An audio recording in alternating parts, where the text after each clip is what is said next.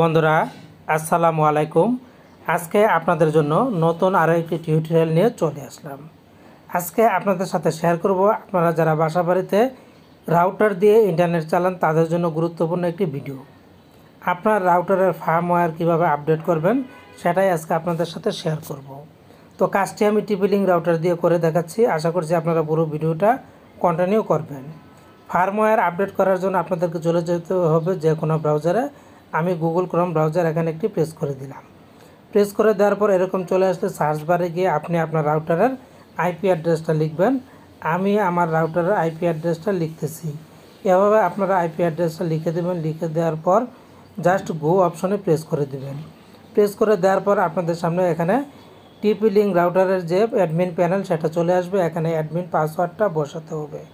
আপনারা আপনাদের রাউটারের অ্যাডমিন পাসওয়ার্ডটা কিন্তু এখানে বসিয়ে দিবেন। এই যে আমি লিখে দিলাম। লিখে দেওয়ার পর জাস্ট এখান থেকে লগ ইন অপশনে একটি প্রেস করে দিলাম।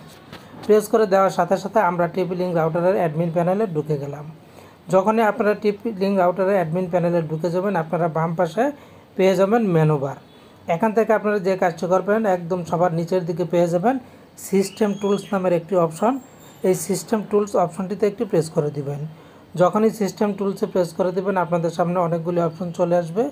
এখান থেকে আপনারা যে কাজটি করবেন 3 নম্বর যে অপশনটি দেখতে পাচ্ছেন ফার্মওয়্যার আপডেট, এই ফার্মওয়্যার আপডেট অপশনটি এখানে একটি প্রেস করে দিবেন। যখনই ফার্মওয়্যার আপডেট অপশনে প্রেস করে দিবেন আপনাদের সামনে ঠিক এরকম ইন্টারফেস চলে আসবে। এরকম চলে আসলে এই চুজ ফাইলে গিয়ে আপনাকে ফাইলটা দিতে হবে। তারপর জাস্ট আপগ্রেড অপশনে প্রেস করে দিলে আপগ্রেড হয়ে যাবে। তো এবার আমরা যে কাজটা করব এই আপগ্রেড করার আগে চুজ ফাইল অপশনটি এখানে একটি প্রেস করে দেব। প্রেস করে দেওয়ার পর এখান থেকে ক্যামেরা চাইতেছে, আপনার ক্যামেরা অথবা এই গ্যালারি চাইতে পারে, যেটা চাই আমি ক্যামেরাতে দিয়ে দিলাম। ক্যামেরাতে দেওয়ার পর এখানে এটা আসলো না, আমি চুজ ফাইলে আবার দিব। তো আমি মিডিয়াতে দিলাম। মিডিয়াতে দেওয়ার পর এখানে আপনারা আগে থেকে যে ফাইলটা ডাউনলোড করে রাখবেন আপগ্রেড ফাইলটা, সেই ফাইলটা এখান থেকে সিলেক্ট করে দিবেন।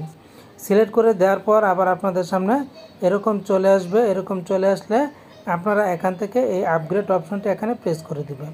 তো আমি এই কাজটি আগে করে নিয়েছি, দ্বিতীয়বার আর করতে চাচ্ছি না, এজন্য আপনাদের ফাইলটা দেখালাম না। আপনাদের সিস্টেমটা বলে দিলাম কিভাবে আপনারা ফার্মওয়্যারটা আপডেট করে নেবেন। তো এই ছিল টিউটোরিয়াল, আশা করছি বুঝতে পেরেছেন। তো ভালো থাকুন, ধন্যবাদ।